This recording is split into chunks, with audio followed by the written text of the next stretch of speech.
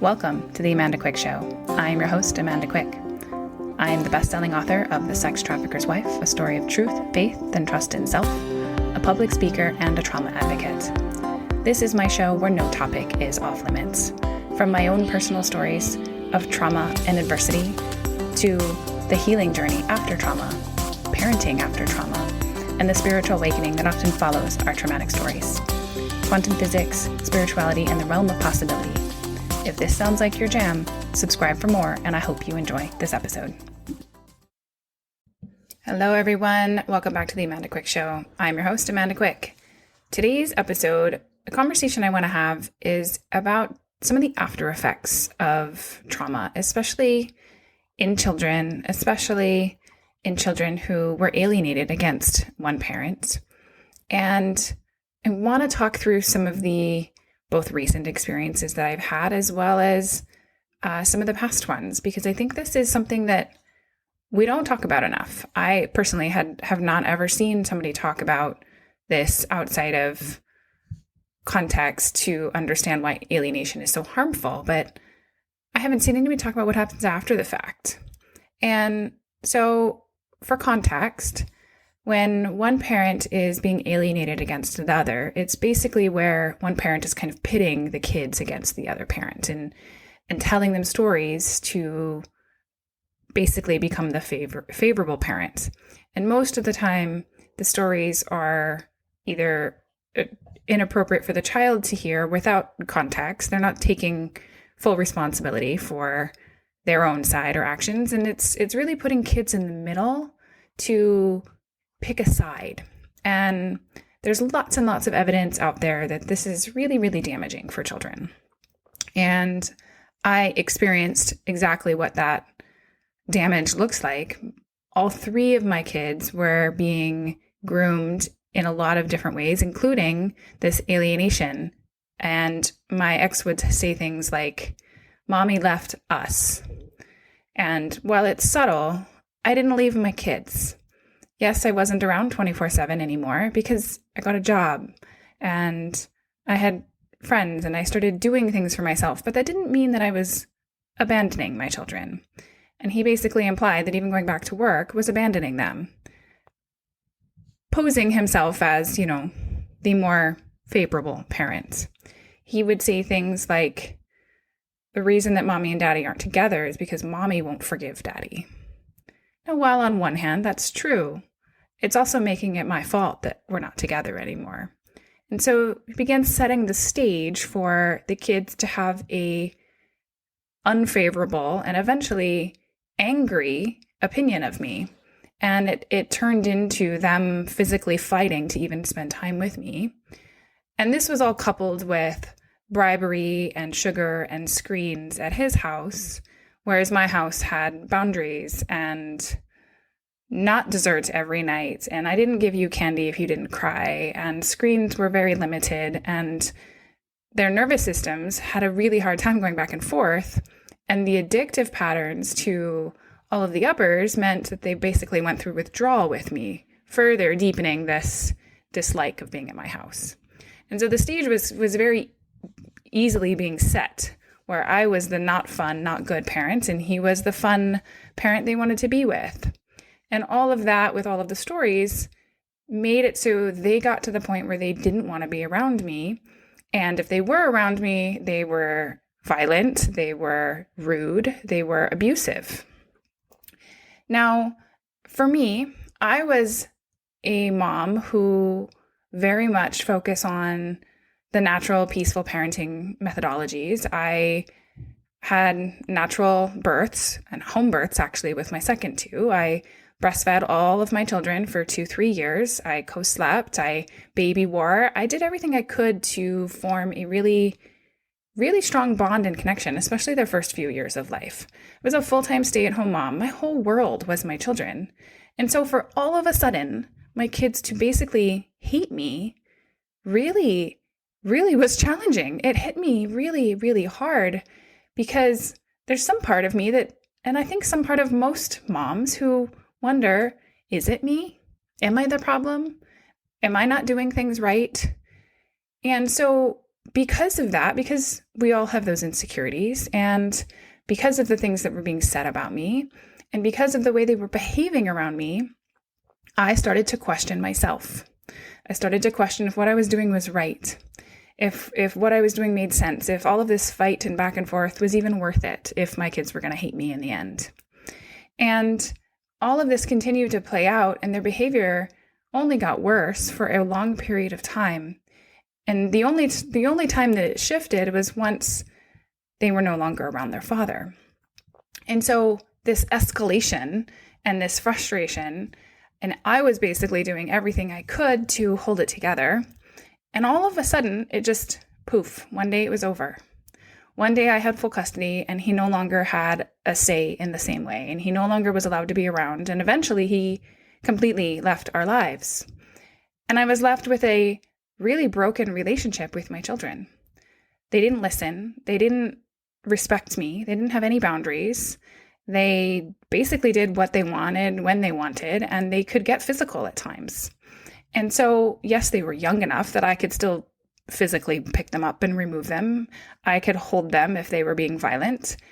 That was thankfully the case, but it wasn't without a lot of challenge. And for me, from a complete, just amazing timing perspective, 2 weeks after I got full custody, the pandemic hit. And so while things were really challenging, we were now together 24/7. Everybody was home. The kids didn't go to school. I didn't go to work. And it was a reset moment for us because we had to come up with a new normal. Everybody did. Everything was different. There wasn't the same get up, get the kids out the door, go to work, pick them up after school, dinner, bath, bed, and do it again. That wasn't the case anymore. Instead, it was very much about, okay, how do I manage working and get them set up to log into their Zoom classroom, and how do I feed everybody? And a lot of the structure kind of got removed because there was literally no way to manage it all. And they had a level of freedom in some places and a level of structure in others, but it was an opportunity to be their safe person again.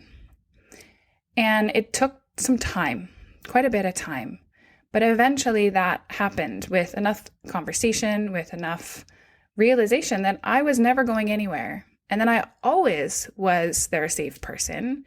And once that started to shift, things did get a lot better.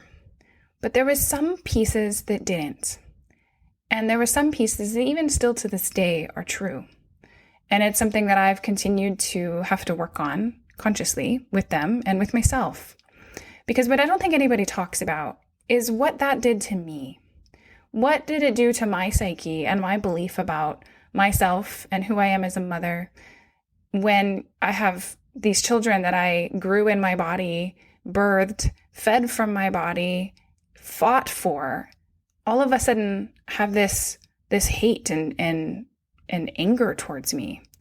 It changed parts of me in a way that I am still learning to fully understand, because what I wanted more than anything was to have my babies back, to have them safe, and to have my connection with them again. And so what that meant is that I allowed their behavior to be what it was. I allowed the abuse to continue to take place. I allowed them to speak to me in rude and inappropriate ways. I allowed and excused their behavior towards other people. I allowed the escalations to happen. I didn't always hold the strong boundaries because I also wanted my relationship with them back. And it took me probably a good 2-3 years to really see that for what it was. And to see that there were pieces that even now are reflective of that time. And sometimes when they're speaking to me, I look at them and it's like, would they speak to anybody that way? No, just mom. Because it's okay to speak to me that way because I've allowed it to be okay. And I think that that's true for a lot of people who have experienced this type of alienating behavior. And it's something that I have to every single time correct and redirect. And I have to find a way to talk about it in a way that they can comprehend without blaming, because it's not really their fault either. And it's not my fault. It just is. It's something that we need to now unravel and figure out what type of relationship we do want to have. Because the truth is, I still, more than anything, want a really beautiful, positive relationship with my children. And they're no longer the small children they were. They're now 8, 11, and 13. And so we've even got full teenagers going on. And so while that brings its own level of rude and self-entitled behavior, some of it still stems from that original time. And it's really important, I think, for every parent in general, but especially every parent who's ever been in this type of situation, to sit down and think about what type of behavior, what type of treatment are you allowing of your child because of what happened? Because all you want is to be their safe place. And so you've allowed them to speak to you in ways that you wouldn't allow anybody else to speak to you. And you've allowed the ways that they feel self-entitled, or the way that they act, or the way that they even potentially get physical, to be excused away. And I think it's really important that as we reestablish safety, we don't just reestablish safety with the fact that we're a safe person for them, but they need to be a safe person for us also. And I think because as moms especially, but really any parents who've been in this type of situation, our kids' safety matters far more than our own. And so that's true here too. And knowing that we're safe for our kids and that they're safe and they're recovering is our first priority. But after that, and you could argue alongside that, we also have to feel safe in ourselves. We also have to make sure that we feel physically, mentally, and emotionally safe with our children. And yeah, every parent gets overwhelmed, and yes, things get chaotic, but we have to make sure that we feel safe to say no, and that we feel safe to hold boundaries, and that we feel safe to stop and change behaviors if we need to. And that our goal is to model what that looks like as an adult for our children. Because while we may become safe for them, if we don't model what it looks like to hold boundaries when people misbehave, they won't ever learn how to do that for themselves either. And so it's kind of this double-edged sword that in order to make sure they remain in safe relationships, we have to model it in our relationship with them directly and their siblings. And so I think that this conversation is really highlighting how important boundaries are, not just with other adults, but with our kids too. And that's not to say, if you're tired, you get to just check out, because that's just not how parenting works. But, if I need you to speak to me differently, or not yell at me when you need something, or, not slam the doors, you need to respect that. And if you don't, there needs to be some version of natural consequence that they need to see that they have chosen. And so my method for this, for whatever it's worth, and every version of parenting has all kinds of different styles, but I really like the love and logic methodology for natural consequences. The premise is the idea that with empathy, we can hold strong boundaries, and that the boundaries and the consequences need to be equal to what has happened. And if they're natural consequences and they are a direct result of a choice that was made, then there's no blame to be placed on the parent for holding the boundaries. It's simply the consequence of the choice. And so an example of this, for instance, is, I asked you to clean your room, and the request was, please clean your room before you go to your friend's house. And they ignore it. They're not allowed to go to their friend's house. That's a very natural consequence. Nobody's forcing anything upon them. One that I used to have to employ with my young children is they don't want to get dressed in the morning. Well, if you don't get dressed in the morning, then you're going to go to school in your PJs. They don't like that. And there's usually a bunch of hissy fits about it once we get to school and you're still in your PJs. And yes, I of course brought clothes and they could change when they got there, But the next day, you better believe they got dressed themselves. And so it's not that I'm forcing anything upon them or yelling or fighting with them.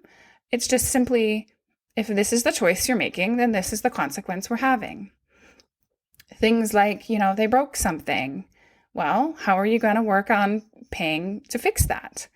And I will help them come up with solutions and choices. And maybe that's a lemonade stand. Maybe that's you sell something. Maybe that's you do some extra chores. But on some level, there's a level of accountability and responsibility that comes with understanding the choice you make has consequences. And the hardest versions of this for me have been to hold the consequences about the treatment of myself, because I don't even always recognize it as being rude. And I usually don't even recognize it until they're doing it to other people. And that's the hard part, is catching it and redirecting it in the moment so that that habit starts to change, because it gets to just be the way they're used to talking to you. And so finding the natural consequence to that version, for me has been things like, if nobody's having fun because everybody has a big old attitude when we try to go do things, like go for a bike ride or go for a hike or whatever, then I don't really have the energy to go do those things anymore. And it also means I don't have the energy to go do the things they want to do, because I don't like how I'm being treated when we leave the house. And while that's not ideal for anybody, I think on some level they get to the point where they start to understand that if I want to do fun things, I have to be nicer. Sometimes it takes a few times to get there, but we're working on it. And I think that it's really important for people to realize that it's not your kid and it's not something you've done. It's not your parenting, but it's a response and reaction from this level of abuse that has happened. And it's a response and reaction for both of you about what's happened and how you now have to move forward more aware than you were previously, more aware of what's acceptable in every version of relationship, just as you are more aware in the relationships in a romantic sense and in a friendship sense, you're even more aware of a relationship with your children. And this is something that I wish that everybody who came out of traumatic situations thought about in a different way, and they thought about what type of relationship they want now. Now that we've been through this and we've learned all these things, how do we want to work together? How do we want to treat each other? And maybe it's even an exercise to sit down with your kids and write it out. Some kids react really well to things like that and having a say of what they want. And I know for me, my kids really want some respect about their personal space, for instance. And so they may ask, I want you to knock on your door and not just come into my room. And I'll say, great. Thank you for asking for that boundary. And I also would like the same, and not to be barged in. And I would like to be spoken to this way. And so we can kind of come to a set of agreement. I know my oldest really likes when I'm very clear with my requests. And if there's an ask of him, he really wants to know why. He really wants the understanding of why I'm asking him to do something. And he hates because I said so. No, that's not appropriate because I am a sovereign being. Because I said so does not work. And while there's a time and a place to, there's something really wrong, we have to move fast, you need to listen. There's also many, many opportunities to explain my reasoning or to explain why I want to do certain things. I'm remembering a time just a couple weeks ago, I was trying to explain to him why I really wanted to go do stuff as a family on the weekends. I'm working full time, they're in school, and the weekends I try to at least one day on the weekend go do something outside, go for a hike, go for a bike ride, do something, not just do chores. And he lately doesn't want to participate. He doesn't want to go. He wants to sit in his room. He wants to chat with his friends or play video games or whatever. But he doesn't want to participate in family activities. He says, I don't understand why I have to go. I don't want to. And I told him, I said, I only actually have about 5 more years with you living at home. And that's crazy to think about, but you're 13 and I only get 5 more years. And then you get to go do whatever you want, whenever you want. You can move out. But I only have 5 more years where you live with me and I get to spend time and we get to have the whole family together on a regular basis. And I really, really want to enjoy as much of that as I can. And even just explaining that, he got it on a different level. And he just said, okay. And he was willing to go on, I don't even remember what we were going to go do, but he was willing to go. And I just thought how nice it was to have him not fight with me. And all I had to do was explain why it was important to me. Because it's not that he doesn't care that it's important to me. He just needs to understand why it is. And, my middle son struggles in different ways with what we do sometimes. He's not as much of an outdoors person. And so allowing them to have some of a say of what those family activities are really helps.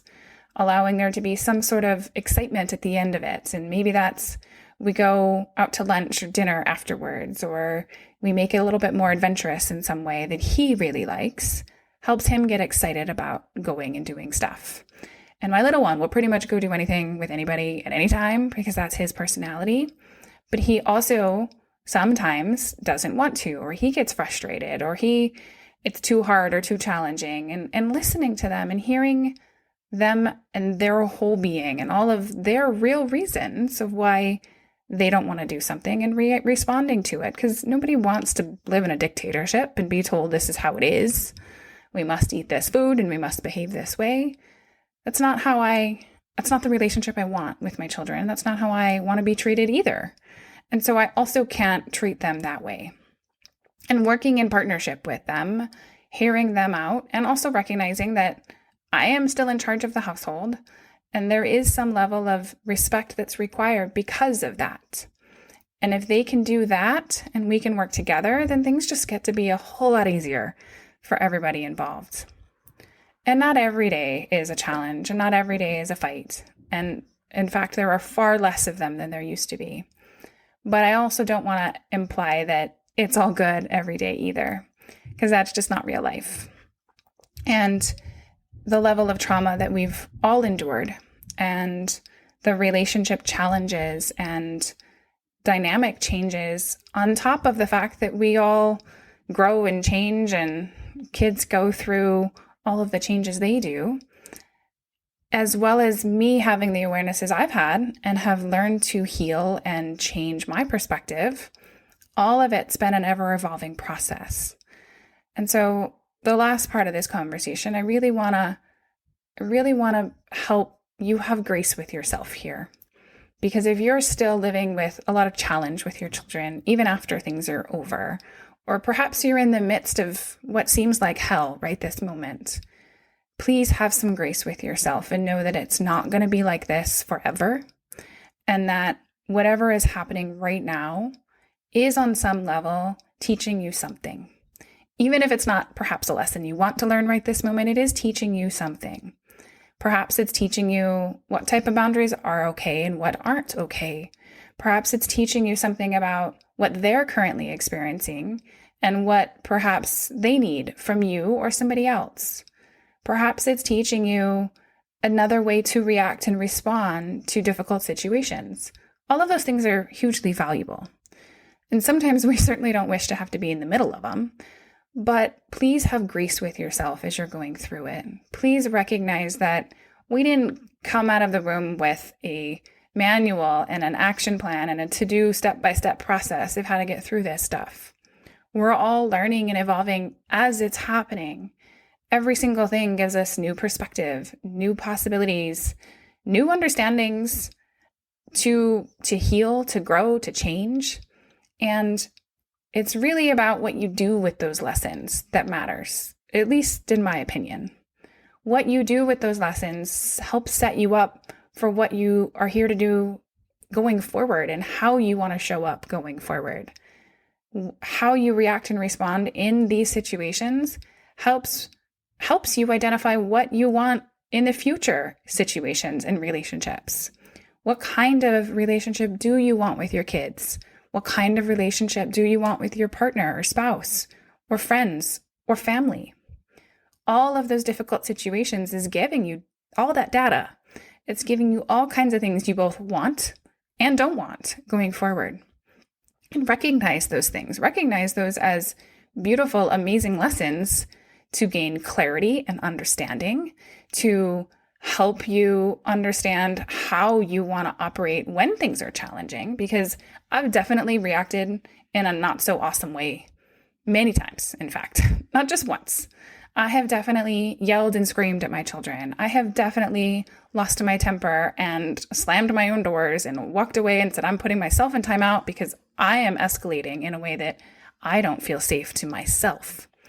I have definitely put myself in situations and reacted in ways I'm not proud of.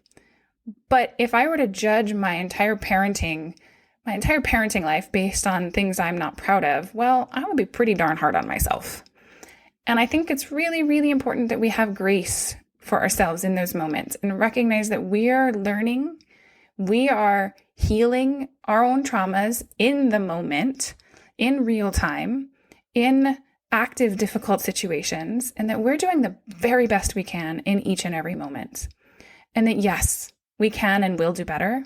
But right this moment, sometimes we need to just get it out, forgive ourselves, ask for forgiveness from our kids, knowing that for the most part, they almost always are really happy that we are even asking, and they love to have this conversation about what's okay and what's not. I know my kids, every time I've asked for their forgiveness, it's usually ended with an amazing conversation that follows. And there's a new level of respect that's formed, because we don't want to imply to our children that we're perfect humans. But we also do want to model what it looks like to make mistakes and to apologize for them and to redirect and change and grow. And I think that is just as powerful of a lesson as holding a clear boundary and reacting as you want to in the moment. Both of them are true. Modeling what it's like to lose your temper and throw a hissy fit and then come back and apologize teaches a beautiful lesson too. And so having grace with yourself, recognizing that you're doing amazing because you're actually aware of the fact that you're learning, being aware that there is a lesson that you're working on, being aware that there is something to grow and to strive to do better is amazing. And honoring that and having grace in the moments that it doesn't feel as good, and finding the moments that do and celebrating those and being proud of yourself as you've grown and make changes. That's what I want to highlight here. Because every single person who's been through any type of trauma, childhood, relationship trauma of any kind, is going to have some type of baggage when it comes to parenting our children. It just is. We all carry the stories passed down to us through the generations. We all carry beliefs of how kids are supposed to behave, how parents are supposed to behave, what the relationships are supposed to look like. And then when we also experience trauma with those children, it amplifies every single one of those things even more. And we build new beliefs about ourselves and new challenges come to play. And we allow behavior that we perhaps wouldn't have before, but we do so because all we do want is that relationship back. And so please have grace with yourself as all of this is unwinding. Please honor the lessons that you've already learned, recognizing that more are coming and that that's actually a good thing. As hard as they are, it is a really beautiful thing that we get to experience as we go through life and as we go through the relationship with ourselves and our children. Thank you so much for listening to me today. I hope that anybody who's experienced any type of trauma when it comes to alienating behaviors with relationships, with your children, or anybody else in your life, that this gives you something to think about. Stay tuned for next week. I will see you later. Lots of love, everyone.